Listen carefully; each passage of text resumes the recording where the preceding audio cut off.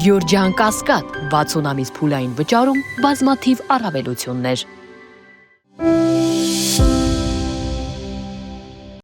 2022 թվական դեկտեմբեր ադրբեջանցի կեղծ բնապահպանները հակել են ակտիվիստի շորերն ու փակել Արցախը Հայաստանին կապող միակ ճանապարհը, երբ դժգոհում են Մարտակերտի Կաշենի պղնձի հանքավայրի գործունեությունից։ 2026-ի հունվար Արցախի ամբողջական հայաթափումից հետո առաջին հանքարդյունաբերական նախագիծը գործարկելու կոճակն է սեղմում Բաքվի բռնապետ Ալիևը, պայթեցնում է քարերը։ Նույն Կաշենի հանքավայրն է ամբողջական համալիր են դարձրել, պղնձաձուլարանի, բաց թափոնների, պահեստարանի, էլեկտրական ենթակայանի շենքերն առանձնացրել։ Էկոակտիվիստներ տարածքում չեն երևում։ Ադրբեջանում առհասարակ չկա քաղաքացիական ակտիվիզմ։ Յուրաքանչյուր էպիզոդ իր հետ բերում է լրացուցիչ ապացույցներ, բայց խորքում ի սկզբանե ակնհայտ էր եւ երևի թե որևէ մեկի համար գաղտնիք չի եղել, որ սա Ադրբեջանի հատուկ ծառայությունների կողմից նախագահ Ալիևի գլխավորությամբ եւ հրահանգով կազմակերպված օպերացիա է, որի նպատակն էր բլոկադայի ենթարկել Արցախը, դրա համար ստեղծել այսպիսի հիմքեր եւ պայմաններ, որպիսի ժողովուրդը եղած պաշարները, ռեսուրսները սպառվեն, բարոյահոգեբանական վիճակը վատ թարանա, ինչը հնարավորություն կտա հեշտությամբ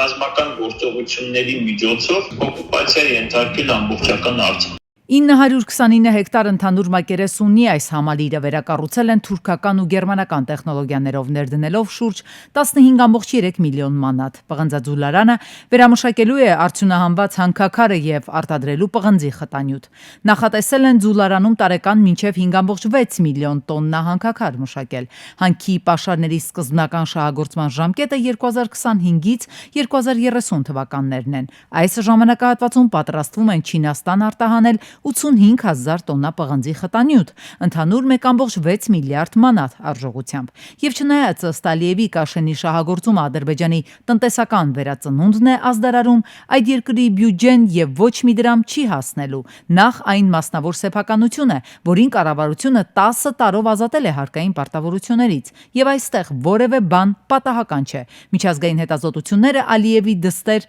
ականջներն են տեսել մասնավոր գործարքների հետևում։ Երբ որ պետության մեջ ավտորիտարիզմ է, դիկտատուրա է, մի ընտանիք է, այս բարեկայում նաև երկու ընտանիք է, որովհետև նաև Փաշաևների ճյուղն է, կնոջ կողմից Ալիևի, երկու ընտանիք ամբողջ իշխանությունը վերցրել են իրենց վերահսկողության տակ եւ ամբողջ պետությունում ինչ որ տնտեսական ինչ զարգացումներ են տեղի ունենան, իհարկե այդ մարտի հաշվի պետք է նստեն, ինչ որ մաս 5%-ն է, 10%-ն է, 50%-ն է, բայց կիսելու են այսօրվա իշխանությունների հետ։ Ալիևի ձեռքն այսօրվանից նաև Արցախի սրտին հասավ։ Ստեփանակերտում մշտական բնակվելու է ուղարկում ադրբեջանցիներին։ Անցած դեկտեմբերին են վիճակահանություն արել, հայկական շենքերն ու հայերի տներն իրար մեջ արել։ Նախ եթե հետևենք ընթացքին կտեսնենք, որ այնպես չի, որ Ադրբեջանում շատ են նրանք, ովքեր ցանկանում են բնակեցվել Արցախի տարածքում։ Մյուս կողմից նույնիսկ այն մարդիկ, ովքեր տեղափոխվել են բնակվելու Արցախի տարածքում, տեսնում եմ օրինակ բողոքում են կառուցապատումից, շատերը փորձում են հեռանալ Արցախի տարածքից։ Ցուցադրվում է Արցախի այսպես վերաբնակեցում, բայց խորքում ես կարծում եմ կան թե ներքին խնդիրներ, ներդրումները Արցախի վրա ադրբեջանցիների մոտ են երբեմն առաջացնում այսպես ընդդիմադիր ձայներ։ Արցախում Ալիևի խոշորացույցի տակ բոլորն են իրենց հարմար մի պահ ադրբեջանցիները չեն կարող ներս ու դուրս անել, գնալ ու գալ։ Հայկական դրախտավայրը դժոխք է դարձել նրանց համար։ Բռնազավթված հողում հիմա նաև կատակում են, Ղարաբաղում վիզայով են տեղաշարժվում։ Հայաստանի տարածքով ադրբեջանցիների մուտքի եւ ելքի բեռնափոխադրումների համար հայկական կողմը պարտավորվել է, որ անվտանգային երաշխիքներ կտա, իսկ ահա խորհրդարանական ընդդիմադիրները փորձագիտական եւ քաղաքագիտական համայնքը կարելի է ասել այդպես էլ իշխանություններից հստակ պատասխան տեղեկություն չեն կարողանում ստանալ։ Հայաստանի քաղաքացիների բեռնափոխադրումների համար ադրբեջանական կողմը անվտանգային երաշխիքներ տալիս է արդյոք։ Ինչ վերաբերում է հրիպի այսպես ասած իրականացմանը, կամ կենսագործմանը եւ Հայաստանի Հանրապետության քաղաքացիների համար Ադրբեջանի տարածքում անվտանգային երաշխիքների անխոչնդոտ տարածման իրավունքի ապահովում Ադրբեջանը նույն պայմանները ինչ որ մենք ենք առաջարկում ադրբեջանական քաղաքացիների համար չի ապահովելու։ Ադրբեջանն ունի ստորագրված բազմաթիվ միջազգային պայմանագրեր, որոնք վերաբերվում են էթնիկ եւ ազգային փոքրամասնություններին, որքանով են այդ իրավունքները երաշխավորված եւ ապահովված Ադրբեջանում։ Ժողովրդագրության ցուցանիշները բացասական են։ Օրինակ, ցավիչների թվականակի հետ կապված նրանց տրամադրված իրավունքների, լեզգիների, թաթերի, մեր հայերիս Ադրբեջանում Արցախի բնակչության համար ադրբեջանական սահմանադրության որպես ադրբեջանի քաղաքացիների։ Բաժնիկները տեսակ թե ինչպիսին են այդպիսի անվտանգության երաշխիքները։ Քաղաքագետ Բալյանի ձևակերպմամբ Սյունիքով անցնող կառուցվելիք ճանապարհը թրիփ ուղին նախատեսված է բացառապես ադրբեջանական բեռների տարանցման համար։ Ընդհանրապես, ըստ իրավագետ սահմանադրագետների, եթե Հայաստանը թույլ է տվել, որ օրինակ Եվրամիությունը դիտորդական առաքելություն իրականացնի Հայաստանի տարածքում, դա արդեն Հայաստանի սուվերենության սահմանափակում է։ Հայաստանը բարձր որոշակի սուվերենությունը սահմանափակում է այդ տարածքի վրա, քանի որ այլ պետություններ կամ պետություններ են մասնակցում Միացյալ Նահանգները, բայց պետությունները դա անընդհատ անում են, միշտ առևտրային շրջանառության համար։ Թրիփ նախագծին վարդագույն ակնոցներով նայողները, այդ թվում իշխանական թևը, համարում են, որ թրիփը ունի մի քանի շերտ Հայաստանն Ադրբեջանի տարածքով կկապի աշխարհի 3-րդ երկրներին։ Նախնական նախագծով 3 ճանապարհի մասին է խոսքը, երկաթուղային նկասնի Մեղրիի հատվածում, եւս 2 ճանապարհ, մեկը Երասխի հատվածում, դեպի Սադարակ, մյուսը Սիսիանի տարածքով, Գորի Սիսիանով անցնում է Անգեղակոթով նախկին ճանապարհը, որ գնում է դեպի Նախճեվանի բացաբաց։ 3 ճանապարհների շահագործումն էլ Ադրբեջանը իր համար ծրագրային է համարել պատերազմից անմիջապես հետո։ Ըստ վերլուծաբանների, եթե նոյեմբերի 9-ի պայմանագրով նախատեսվում էր տարածաշրջանային տրանսպորտային հանգույցների ապա շրջափակում, ապա Վաշինգտոնյան նախաստորագրված իրավաբանական ուժ չունեցող փաստաթղթով նման պահանջ ընդհանրապես չկա։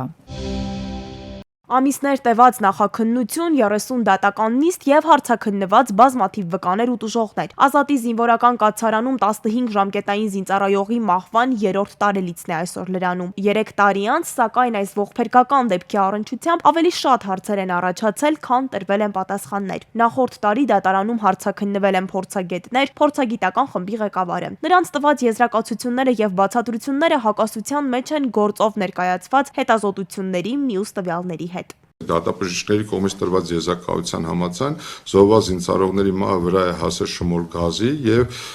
այրվածքի, ընդ որում կենթանության օրոք, ջերմային այդ էներգիայի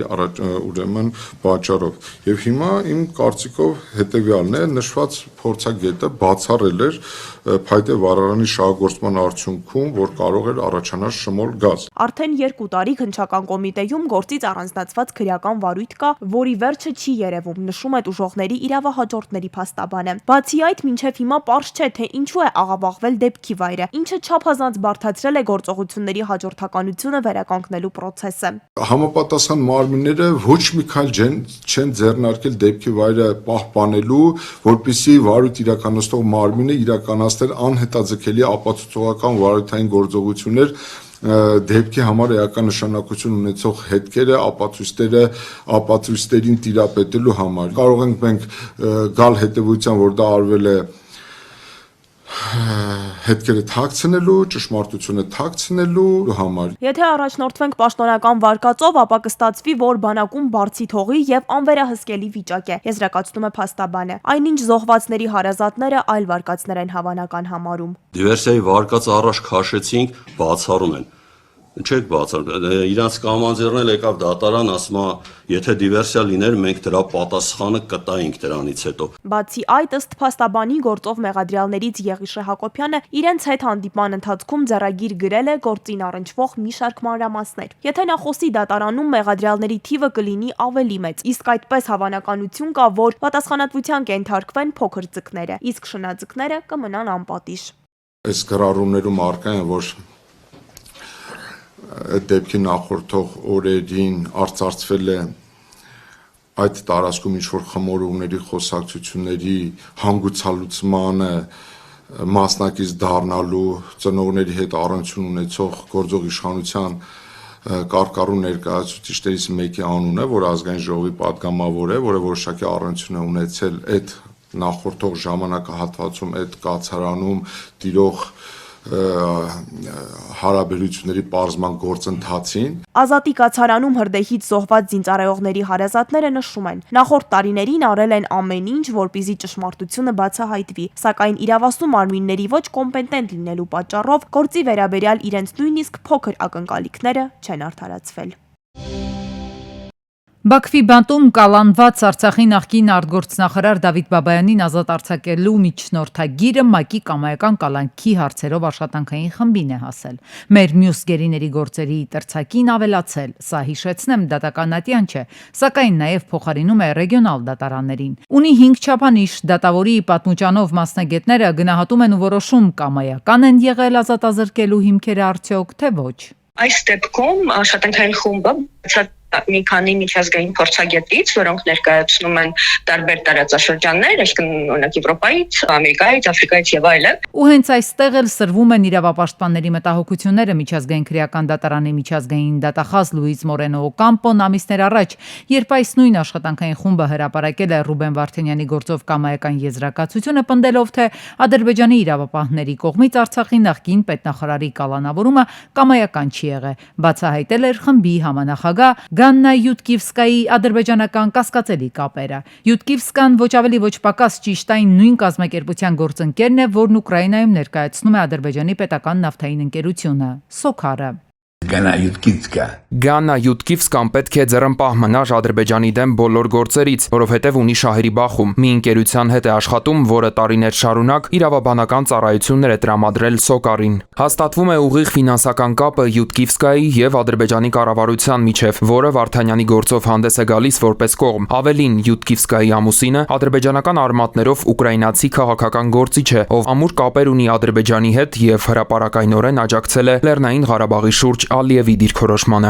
Ավելի ուշ իրավապաշտպանները բացահայտեցին, որ այս աշխատանքային խմբում Յուտկիվսկայից բացի մեկ այլ չինովնիկ է եղել, ընդ որում Ադրբեջանի քաղաքական վերնախավի հետ ուղիղ առանց միջնորդների կապի մեջ մասնագետների գնահատականը միանգամից էր հստակ, քննությունը եղել է քողարկված սպասարկել Ալիևյան շահը նավթադոլարների դիմաց։ Անձնության մեջ կոնֆլիկտով պայմանավորված գտնվող հայերի առումով մշտապես ասել ենք ու հիմնավորել ենք հենց միջազգային իրավունքի տեսանկյունից, որ նրանց ազատությունը զրկելը կամայական է, այսինքն չի համապատասխանում այն միջազգային հիմքերին, որոնք որ գործում են։ Միայն այն հանգամանքը, որ նրանք զրկված են արդար դատաքննության իրավունքի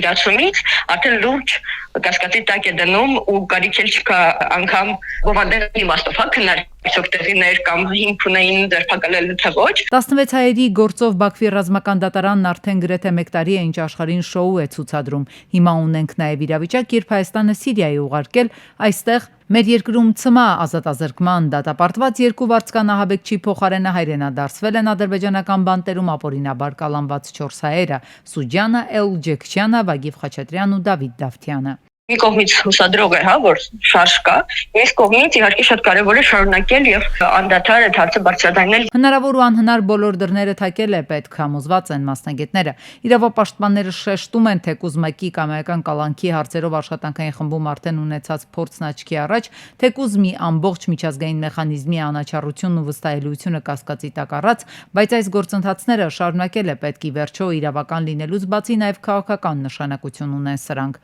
Բաքվում ապօրինաբար պահվող հայերի ճակատագիրը մնում է օրակարգի էպիկենտրոնում։ Մայրաքաղաքում Վիլնյուսի փողոցի 40 սեփական տուն զրկված է խմելու ջրից։ Այս փողոցի 10 շենքի հարակից տարածքում գտնվող խմելու ջրի խողովակներն են վթարվել։ Իվել են, այդտենց տրուբեկը ջարդել են, հողը լցել է վրին, թողին գնացին, նորից ջուրը հերել է, հենա մի քիչ հողը իրանց քանդած հանել ենք, ու չեն գալի, բոլորը տեղյակ են։ Բնակիչների խոսքով վթարից հետո Veolia ջուրընկերության աշխատակիցները խողովակների վրա պարզապես փայտ են տեղադրել, հետո անջատել ջրամատակարարումը հայտարարելով, որ այդ խողովակների համար պատասխանատու չեն։ Ասում է, ով որ տերն է թույնի անի։ Այսինքն տերը դուք եք իբր։ Դուս է գալի մենք ենք մեր ձեռով, եթե մենք պետք է անենք, մեր փողերը տո հետ է մուծած։ Այդ քեզի բան։ 20 տարի փող է մուծում։ Քաղաքացիներն էլ հետո արդեն նոր վարչական շրջանի ղեկավարի աշխատակազմին են դիմել, այստեղից էլ հայտնել են, որ բնակիչներն իրենց միջոցներով պետք է վերանորոգեն խողովակները։ Երևանցիները վրդովված են, պահանջում են հրատապ լուծում, քանի որ խոսքը ոչ միայն կենցաղային անհարմարության, այլ մարդկանց առողջության ու անվտանգության մասին է։ նոր թաղապետարանից են գալիս։ Ահա։ Մեզ թաղապետարանում ասեցին, որ նախ պետքա գնանք քաղաքապետարան, այսօր արդեն ուշ է։ Դիմում պետքա ինչ-որ գրենք, եսիմ քանի բաժանորդ ենք, պետք է թույլտվություն խնդրենք, որ թույլ տան մենք մեր վերականգնենք, որովհետև պետք է փոխվի, այս գիծը չի կարող։ Շամշյանքոմի հրապարակումից հետո Վեոլիա ջուրն է բարի կամք դրսևորել, մասնագետները ուղարկել հասցե 1.5 ժամ աշխատակիցները հատուկ տեխնիկաներով փորձել են վերացնել խնդիրը, մինչդեռ ըստ Գագիկ Շամշյանի տեղեկությունների դա պետք է անեին քաղաքապետարանի վարչական շրջանի ղեկավարի աշխատակազմի ներկայացուցիչները բնակիչների հետ միասին։ Ճիշտ է, բնակիչները մեզ նշել են, որ Վիոլա ջուրը պետք է անի, բայց երեք հրապարակումից հետո պարզեցինք, որ խնդիրը ոչ թե Վիոլա ջուրը պետք է վերացներ, այլ թաղապետարանը, համատիրությունը, քաղաքապետարանը։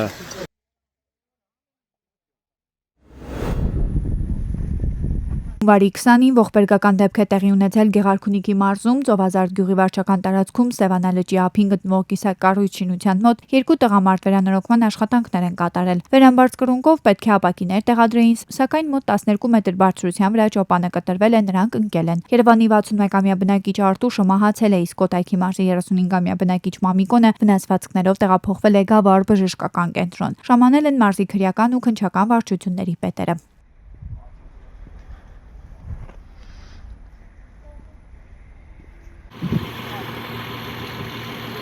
Հունվարի 20-ին Հրազդան քաղաքի Ջրառատ թաղամասում 49-ամյա Արամը ցեմենտ տեղափոխող Վոլվոյով դուրս է եկել երթևեկելի գոտուց կողաշրջված հայտնվել ձնագույտերի մեջ։ Վարորդը վնասվածքներով տեղափոխվել է Հրազդան բժշկական կենտրոն, ժամանել են ոստիկանության բարեկային ծառայության Կոտայքի մարզի գումարտակի առաջին վաշտի առաջին դասակի պարեկները։ Ճանապարհը պատված էր ձյան շերտով ու մերկասառույցով։